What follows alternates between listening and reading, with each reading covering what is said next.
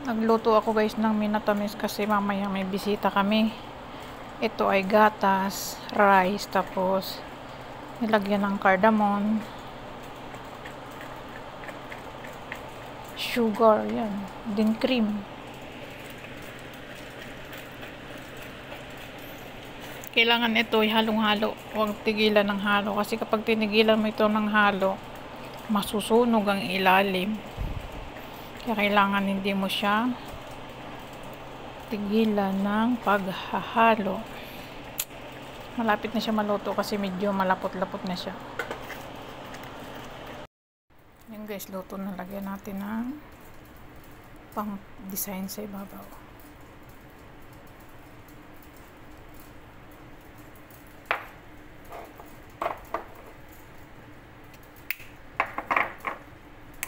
Pang design.